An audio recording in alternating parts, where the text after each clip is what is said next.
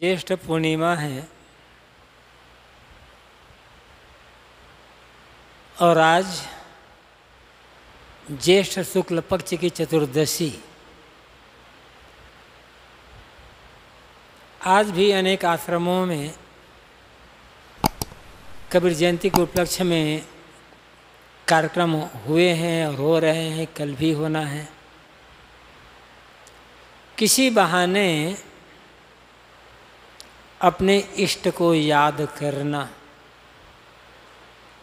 उनकी जो देन है, उनका जो उपकार है, उस उपकार के प्रति कृतज्ञता व्यक्त करना।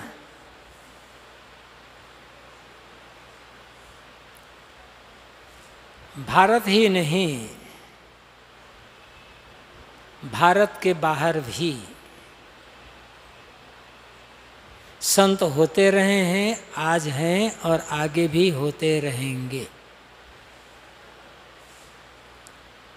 और दुनिया के किसी कोने में जो संत हुए हैं और हैं, सब अपने अपने ढंग से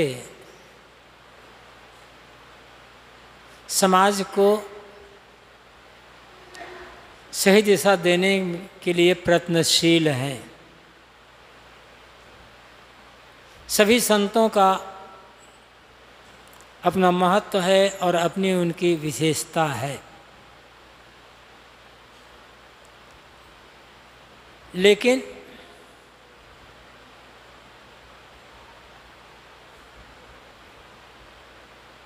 संतों में संत शिरोमणि कबीर को ही कहा गया।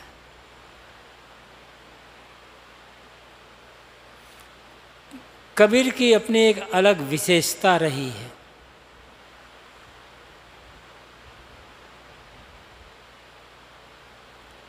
और संतों को संत शिरोमणि नहीं कहा गया, और संत शिरोमणि कबीर अनुयायियों ने नहीं कहा है। गैर मत के संतों ने कहा है कि कबीर तो संत शिरोमणि है।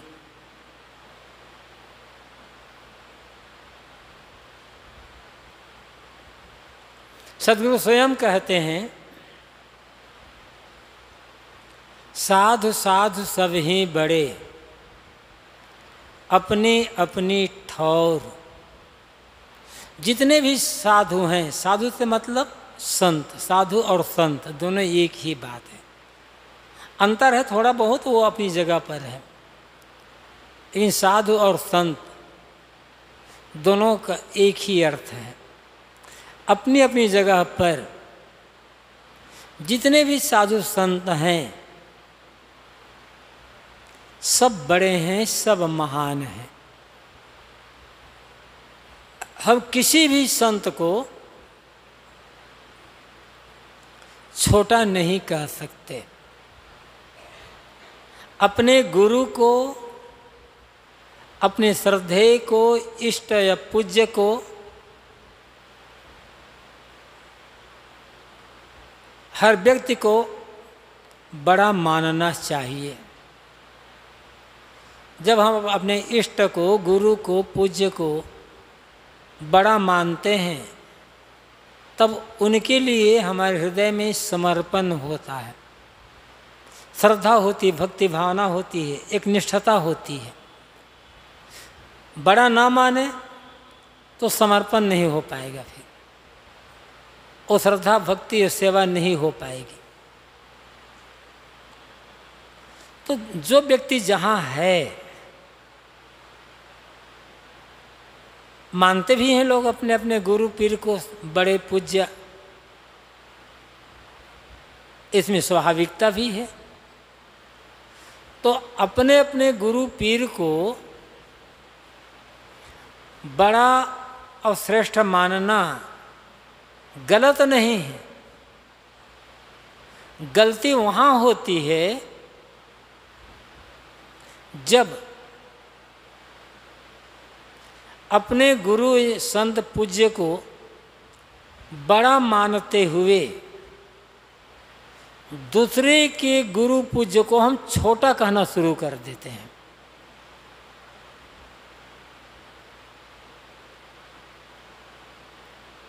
और जहाँ दूसरे के गुरु या पूज्य को छोटा कहे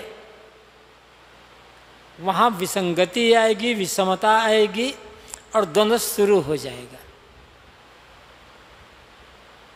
मेरे लिए मेरे गुरु बड़े, दूसरे के लिए दूसरे के गुरु बड़े, तीसरे के तीसरे गुरु बड़े। आप अपने गुरु को बड़ा माने, दूसरे तुम्हारा गुरु छोटा, मेरा गुरु बड़ा, ये क्यों कहें? और धर्म क्षेत्र में गड़बड़ी यही हो रही है।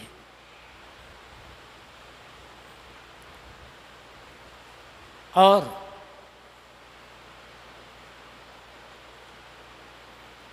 हमारे इष्ट में हमारे जो पूज्य है, श्रद्धेय है, उसमें भी उनमें अनेक गलतियां या कमियां हैं। हम जानते भी हैं, लेकिन अपने इष्ट गुरु की कमियों को हम सही सिद्ध करने का प्रयास करते हैं और दूसरे के इष्ट गुरु है उसकी थोड़ी सी गलती को एकदम उछाल करके समाज में रख देते हैं। बस गड़बड़ी यहाँ होती है।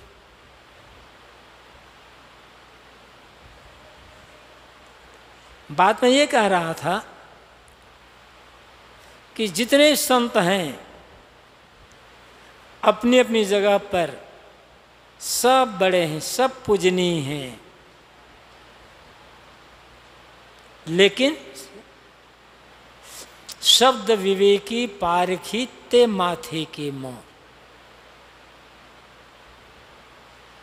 कबीर साहब को संत शिरोमणि क्यों कहा गया? संत तो संत होते हैं जिनका मन शांत है या जो अपने मन को शांत करने के लिए साधना कर रहे हैं, वो सब संत हैं। बाहरी व्यक्तित्व में अंतर हो सकता है, लेकिन यदि मन शांत है तो आंतरिक स्थिति में एकता होगी, समता होगी। तो जो शांत है वो संत। अब यदि वो संत का कपड़ा पहनकर स्वयं अशांत है और अशांति फैलाने का काम कर रहा है, वो संत नहीं हो सकता। फिर संत का कपड़ा उसका हो सकता है। कोई भी संत होगा, किसी भी मत का संत होगा, वो समाज में अशांति फैलाने का काम कभी भी नहीं करेगा।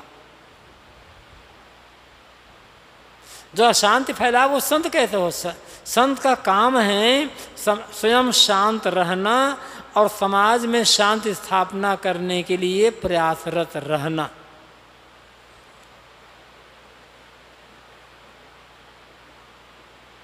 तो जब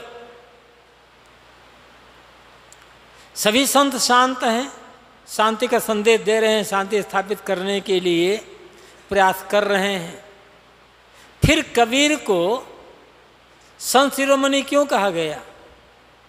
इसका उत्तर कबीर साहब की साखी में है, शब्द विवेकी पारखी ते माथे के मोह। ये साखी, ये पंक्ति स्वयं कबीर साहब पर ही घटित होती है। संत तो ठीक है, लेकिन शब्दों का विवेकी होना, परंपरा की परवाह किए बिना शब्दों का विवेकी बनकर, शब्दों को विवेकी होकर जो असार शब्द हैं उन्हें त्याग देना, और जो सार शब्द हैं, निर्णय वचन हैं, अपने लिए दूसरों के लिए कल्याणकारी वचन हैं, उनको ग्रहण कर लेना और इसमें कोई मुलाहजा ना रखना, कोई भेदभाव, कोई पक्षपात ना करना, ये विवेकी होना है। और कबीर साहब ने यही तो किया।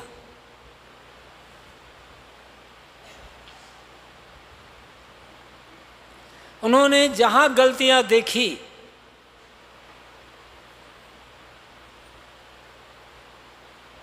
छोटे में बड़े में जहां गलतियां देखी,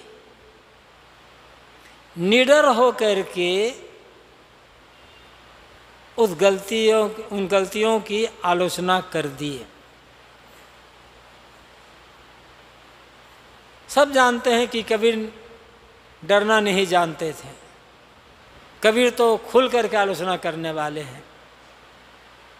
लेकिन साहब आलोचना तो करते हैं, खुलकर खंडन तो करते हैं, लेकिन खंडन करने के साथ साथ भी क्या कहते हैं, इस पर ध्यान कम लोग देते हैं। बड़े बड़े विद्वान होते हैं, बड़ी सभा में सब लोग, चाहे साधु हो महात्मा हो, बड़ी सभा में कहते हैं कि कबीर तो सबका खंडन करते हैं, उन्होंने किसी को क्षमा नहीं किया, किसी को मुलाहिजा नहीं किया। उनकी बात सच है, लेकिन वो सच अधूरा सच है। खंडन किया कबीर साहब ने, लेकिन साथ में क्या कह दिया, सार सार को गह रहे थोथा देवड़ा, थोथे का खंडन किया है, सार का खंडन नहीं किया है। सार का खंडन हो ही नहीं सकता है, खंडन सदैव थोथे का ही होता है। और थोथे को जिन लोगों ने सार मान लिया है, जब थोथे का खंडन होता है तब वो लोग तिल मिला जाते हैं। कांच को कांच कहना गलत नहीं है। जब तक हम कांच को कांच नहीं कहेंगे और कांच को हीरा समझते रहेंगे, तब तक असली हीरा समझने का कभी प्रयास नहीं कर पाएंगे। हमारे पास कांच है और हम हीरा माने बैठे हैं, कभी भी असली हीरे की खोज हमारी शुरू नहीं होगी। लेकिन कोई एक हीरा और कांच दोनों का पारखी आया और उसने ये बताया, खुल करके बताया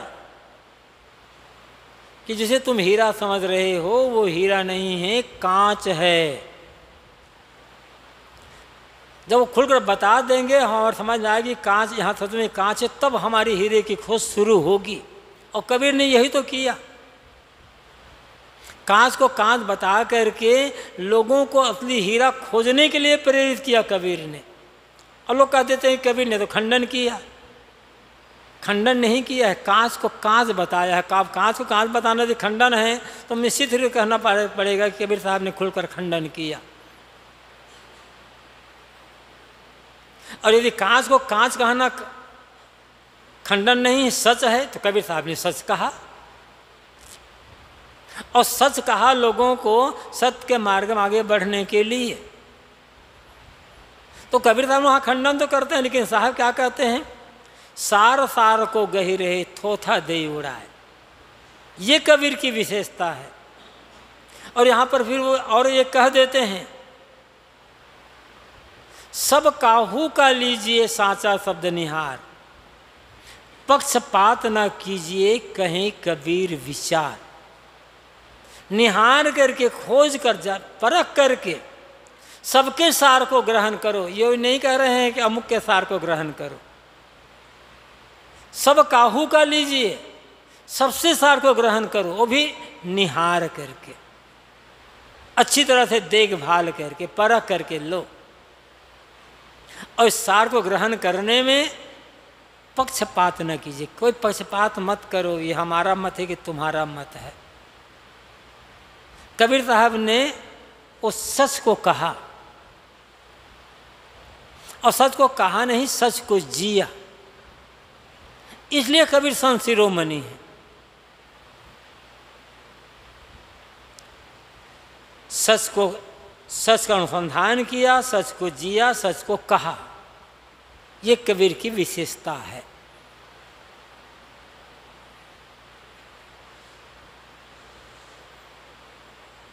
और कबीर साहब हमें भी यही सीख देते हैं। लेकिन हम सच को सच नहीं मान पाते, क्योंकि हम असत को सच मान बैठे हैं।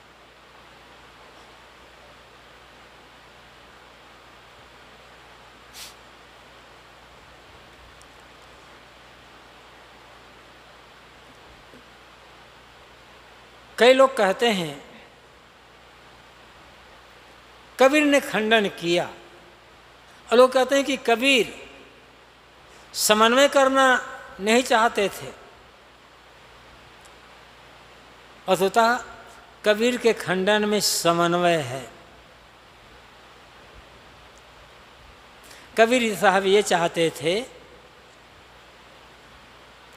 कि लोग बाहरी जो कर्मकांड में मतभेद है इसको छोड़कर, इससे ऊपर उठ करके मूल बात को समझे।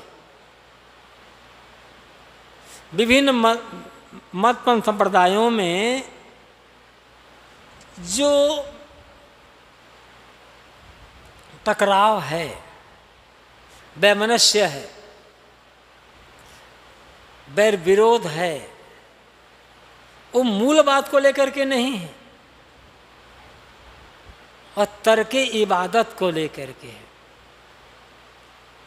कर्मकांड के मतभेद को लेकर के है।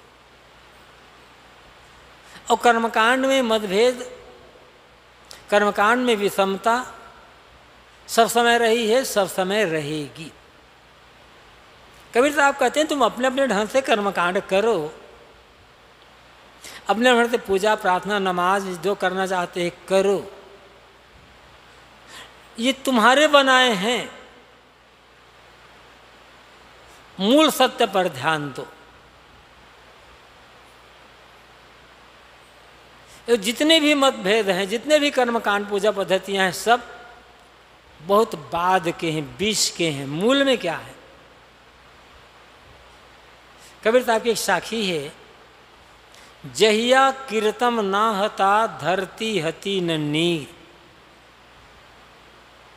उत्पत्ति परलय ना हता तब की कहें कबीर।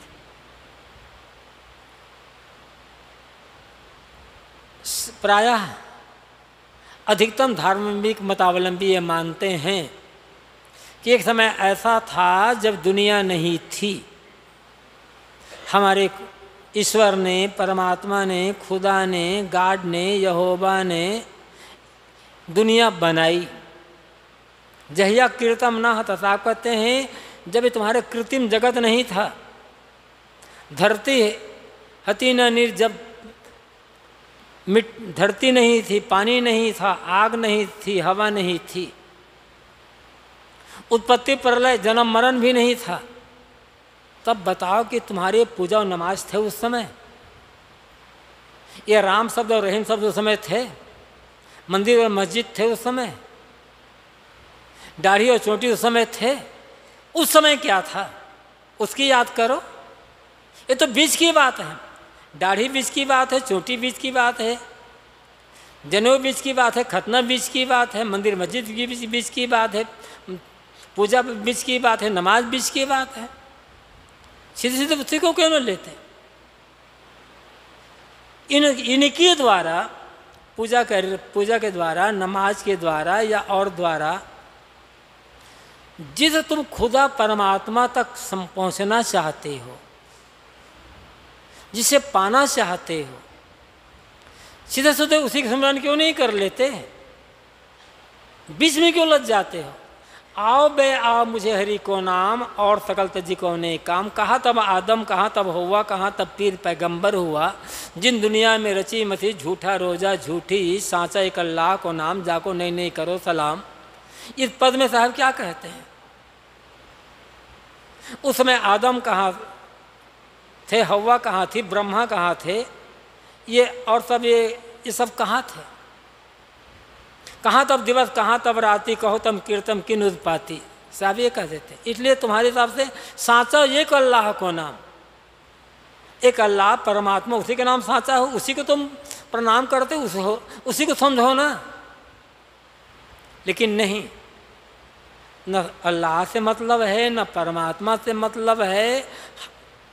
जिसे हम अपना मूल मानते हैं उनसे मतलब नहीं रह गए।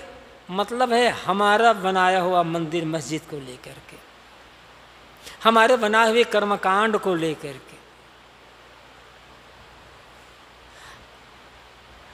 जिसको पाने के लिए, जिसे खुद करने के लिए, जिसके दर्शन के लिए हम ये सब करते हैं, वे तो छोटे हो गए, साध्य छोटा हो गया और साधन बड़े बन गए। जब साध्य को छोटा मान लिया जाएगा, साधन को बड़ा मान लिया जाएगा, तो विवाद तो होना ही होना है।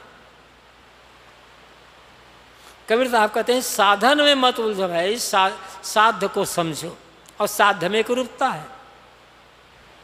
उसे तुम अल्लाह कहते हो, उसे कोई परमात्मा कहता है, इसे तुम खुदा कहते हो, उसे कोई ईश्वर कहता है। ये तो नाम हो गए, और नाम से वस्तु तो बदलती नहीं है। कितना समन्वय है साहब के। और जहाँ तक मतभेद है, जितना मतभेद है, ये सब मन की मान्यता है, मन का विस्तार है। मन की मान्यता मिट गई, मान्यताओं से ऊपर उठ गए, मन का विस्तार खत्म हो गया, वहाँ कहाँ होगा? जहाँ तक मन है वहाँ तक विषमता है, और जहाँ मन का विस्तार खत्म हुआ, मन की मान्यता खत्म हुई, वहाँ विषमता समाप्त। वहाँ तो केवल हकीकत। छाड़ अवधू छाड़ो मन विस्तारा, सो पद गहो जाए तो सदगति पार ब्रह्म सो न्यारा। नहीं महादेव नहीं मन मत ब्रह्मा आदम कहिए को, नहीं न आदम है न ब्रह्मा है। अति सहत पैगंबर ना ही साहब ये भी कहते थे, राशि मुनि साखी शब्द बानी, ये सब कुछ नहीं थे समय। मांग नमाज कलमा नहीं होते, राम हो ना ही खुदाई, आदि अंत मन मध्य न होते, ये सारी बातें उस समय कहाँ थे? ये सारी बातें ब्रह्मा आदम राम खुदा और साखी शब्द बानी, हजरत और मोहम्मद, हजरत और पैगंबर, और ये सब साहब कहते तुम्हारे मन के विस्तार हैं, तुम्हारे मन की मान्यता है। और मन नहीं है तब वहाँ क्या होगा? वहाँ जो रह जाएगा, मन का विस्तार के पश्चात जो रह जाएगा, मन की मान्यताओं के समाप्त हो जाने पर जो शेष रह जाएगा, वो तुम्हारा असली खुदा है, वो तुम्हारा असली राम है। उसको तुम आत्मा कहो, परमात्मा कहो, जिस शब्द से याद करना चाहो।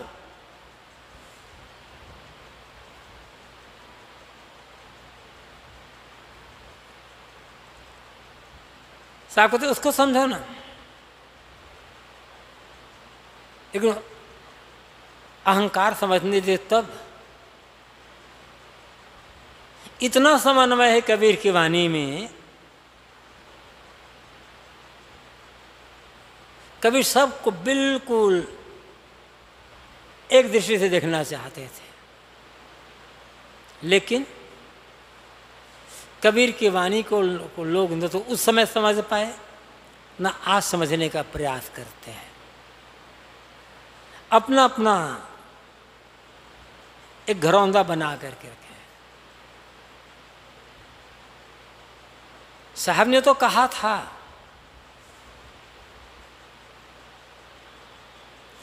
कबीरा खड़ा बाजार में लिए लुकाठी हाथ, जो घर फूंके आप ना चले हमारे साथ। साहब कहते यदि मेरे साथ चलना चाहते हो तो अपना घर फूंक दो। लेकिन यहाँ तो लोग घर जोड़ने में लगे हुए हैं। हमारा घर, हमारा संप्रदाय बड़ा, हमारा संप्रदाय बड़ा, हमारे ये सब घर जोड़ने की माया है। और कबीर कहते हैं कि घर को फूंको, और हम घर को जोड़ने में लगे हुए हैं, तो मेरा तेरवा मनवा कैसे एक हो ही रहे? बड़ी मुश्किल बात आ जाती है यहीं पर। तो घर जोड़ने की माया बना करके कबीर को नहीं समझा जा सकता, चाहे वो साधु हो, चाहे गृहस्थ हो, चाहे विद्वान हो, चाहे अनपढ़ हो। और ये घर जोड़ने की माया इतनी जबरदस्त है, इतनी जबरदस्त है कि कबीर के नाम पर ही अभी घर को जोड़ा जा रहा है। ये मठ बन जाना अलग बात है, लेकिन जो मठ है, मठ की उपयोगिता घर जोड़ने में नहीं है, घर को तोड़ने में है, लेकिन ये बाहर का घर नहीं, भीतर का घर, लोभ और अहंकार का घर, मोह मान्यता का घर। इस घर को तोड़ने के लिए ये जो बाहर का घर जोड़ा गया है।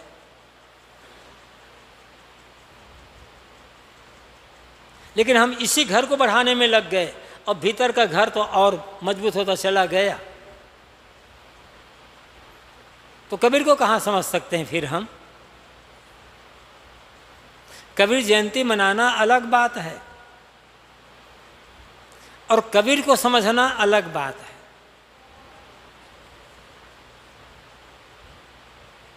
जैसे अन्य महापुरुषों के साथ होता आ रहा है और हो रहा है, वही कबीर साथ भी हम लोग कर रहे हैं। हमारे कबीर साहब इतने महान थे, उन्होंने ऐसा कहा, उन्होंने वैसा कहा, उन्होंने वैसा कहा, उन्होंने ये किया, उन्होंने वो किया। उनकी महानता हमारे जीवन में कैसे आए, ये हम प्रयास नहीं करते। कबीर महान थे, कबीर का अर्थ ही महान होता है। हमारे कहने से कबीर महान नहीं हो जाएंगे। वे महान थे, महान रहेंगे। कोई इन्हें महान समझे तो महान, न समझे तो महान।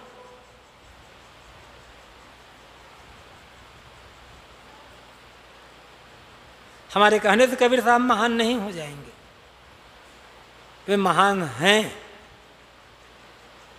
प्रश्न यह है कि उनकी महानता हमारे जीवन में कैसे आए, उनकी महानता को हम जीवन में कैसे जिए। उनकी महानता का एक अंश भी हमारे जीवन में आ जाए ना, तो हमारा जीवन सार्थक हो जाएगा, कबीर जयंती मनाना सार्थक हो जाएगा। गुणानुवाद करना बहुत सरल होता है। तो बात मैंने शुरू में जो कही थी कि कबीर संत शिरोमणि हैं, संत शिरोमणि कबीर कहते। कहीं चले जाओ, ट्रेन में यात्रा करो, बस में यात्रा करो, कोई लोग पूछते महाराज आप किस मत के मानने वाले हैं? कभी हम कबीर साहब के मानने वाले कहते, अरे कबीर को क्या पूछना, उसके ऐसे संत तो कोई हुआ ही नहीं। हर कोई कहता है, नाम भर सुने होंगे वो भी कहते भाई कबीर ऐसा संत तो होना बड़ा मुश्किल है। क्यों हो इतनी विशेषता कबीर की, क्यों? इसलिए कि कबीर साहब कहीं भी आंख मूंद करके नहीं चले किसी के पीछे, और किसी की भी बात को आंख मूंद करके नहीं माने। आंख मूंद कर चलने वाला कबीर का अनुयायी नहीं हो सकता, कबीर को समझ नहीं सकता। आंख खोल कर चलना होगा और आंख खोल करके किसी बात को मानना या न मानना होगा, तब हम कबीर को समझ सकते हैं। हर जगह हर बात में, चाहे वो सामाजिक स्तर पर हो, चाहे धार्मिक स्तर पर हो, चाहे आध्यात्मिक स्तर पर हो, चाहे अपने साधना के क्षेत्र में, चाहे व्यवहार के क्षेत्र में हो, चाहे परमार्थ के क्षेत्र में हो, अंधा अनुयायी किसी का नहीं बनना है। सबको आदर दें, सबका सम्मान करें, सबके प्रति पूज्य भाव रखें, लेकिन अंधा अनुयायी किसी का ना बने।